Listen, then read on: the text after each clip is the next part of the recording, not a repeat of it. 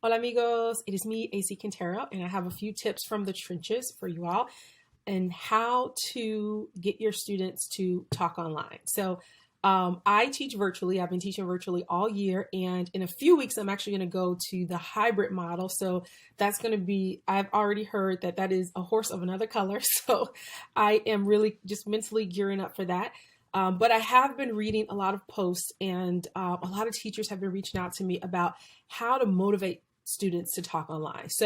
I have a few tips here, things that have really just worked for me. And what I always like to encourage teachers to do is, take these tips and really personalize them. Think about your personality, think about your teaching style, and just kind of take from them the nutrients, whatever makes sense for your classroom.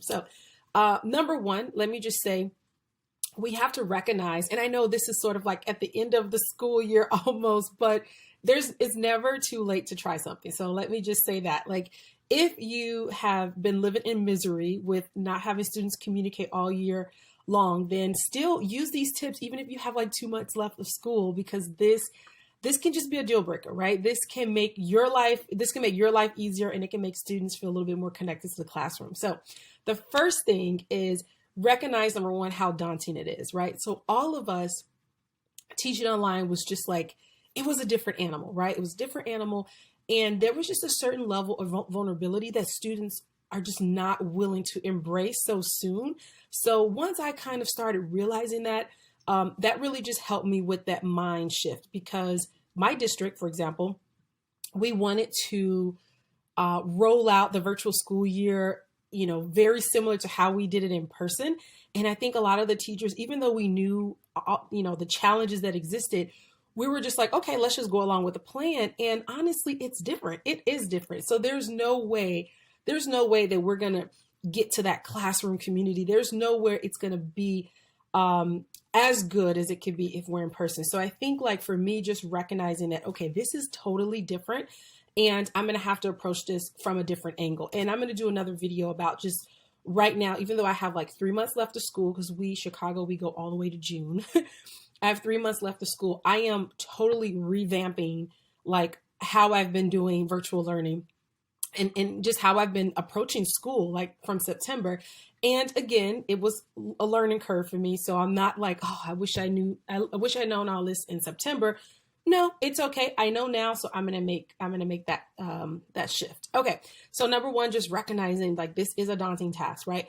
Number two, what also has helped me is to really ease into it. So I have Google Meets, and on Google Meets, there's no like all mute button. So students can just unmute at any time, to talk and, ask questions and things like that.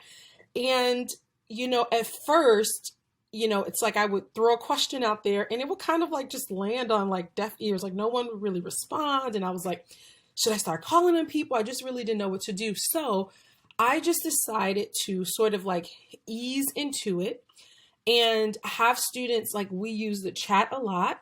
So I would have them react in the chat. And then after that, when I did call on people, and I did, when I did call on students, whenever they would get like a, answer correct, and I would make sure it was like low hanging fruit. So no one felt like, oh my gosh, I got this wrong. So I would just kind of throw out a really easy question. And when students responded correctly, I had everyone unmute and I had them say, vaya, vaya. Okay. Like, yay, that's so great. And that just really helped them to sort of ease into being comfortable with unmuting and like hearing their voice in that sort of virtual space. And I think that's another thing that we don't really consider. Like, I don't even like hear my voice on, like, when I leave a message and I have to play it back. I'm just like, oh my gosh, I don't know. It's just weird. It's weird, like hearing your voice, And so I think that that's something that students feel very like self-conscious about. So I just kind of ease into it. Another thing that I do is whenever we see, like, I do short films in class. And so, you'll see, I'll have some materials. I'm like finishing up this little unit that I did, and I used a few short films, but I'll do some short films in class. And when I say short, like 5 minutes, no more than about 5 minutes. And I give students rejoinders. Okay. So rejoinders are like, those interjections like, qué interesante, ay, qué bien.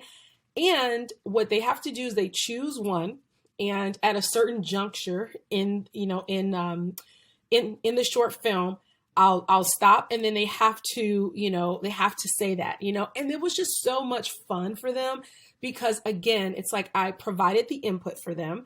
I provided sort of a list of things, so they didn't really have to, struggle cognitively coming up with like their own words or, kind of like their own phrases. And that was just another way, again, to kind of like ease into it. So that actually helped a lot. So just having a list of just reactions whenever you do stuff in the class. If you're doing like a picture talk, if you're reading a short story, you can have, you can ask students to say something about the character, or just even like acknowledgement, which is my number 4. I think this is number 4. My number 4 tip is, so whenever I ask students, I ask them questions, and now I'm getting to the point where I'm having them ask other students questions. So this is sort of my other way. This is like my leveling up the communication in the class. So normally I am the one asking them questions. But today, for example, we're doing a poem by Jorge Buque. We're doing Quiero.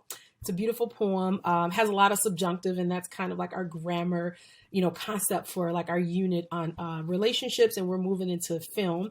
And I asked a few questions. I gave them a bell ringer, asked them a few questions about poetry in general, like, ¿te gusta la poesía? ¿Quién es tu poeta favorito? ¿Cuál es tu verso favorito de una canción que te gusta? So it was just poetry and just about like songs. And then instead of me asking over and over again, I had students ask each other. Okay. So how this worked was I gave them 6 questions, and they could choose 2 to ask another student. I chose both of the students, and I'm going to tell you why. I chose both of the students to just take the guesswork out, and so students wouldn't feel like they were outing another student who maybe perhaps didn't do the work or whatever. So I just kind of like, hey, if you're going to get mad at someone, get mad at me, right? And it flowed very smoothly this morning. So student A asked student B. So that was a communication. And then I took it a step further. So whenever we have this sort of like Q&A, the student asking the question, they have to give an acknowledgement at the end. So they have to say gracias, they have to say que bien, que interesante. And it just gets the ball rolling on like more genuine communication, because at the beginning of the year, when I did kind of Q&A activities, students would talk and then it would just be silent. And I was like, oh my gosh, like, but that doesn't like happen in a real conversation. And so I kind of had to train them and really instruct them in how to just give acknowledgement. Like when someone says something, you have to give them acknowledgement. So that's another thing that you can do is you can do Q&A. You can just come up with the questions, and then you can have students ask each other, or you can have students generate their own questions about any topic. So if you're reading a short story, if you watch a film, just have them come up with some questions, and then they can ask other students. And I have done this as well in my conversation circle, and it has worked like a charm. Honestly, it works beautifully. Also, this is the other layer, is I have a speaking rubric that I will attach below. It's in Spanish, and it's really just a discussion contributions rubric. My thing with rubrics, we use a lot of rubrics in world language, and some of them, I just don't have a good relationship with some rubrics, because whenever I have to go out of my way to explain the rubric to kids, that means it's not really comprehensible. So the rubric that I came up with is very simple. It's like a 5-point rubric, and it's like, I contribute, I do this, I do that. And then I have like, I speak for 30 seconds. That's an example of like, you get 5 points. And then 4 points is like, I speak for 20 seconds. And then 10 points is I'm not really elaborate.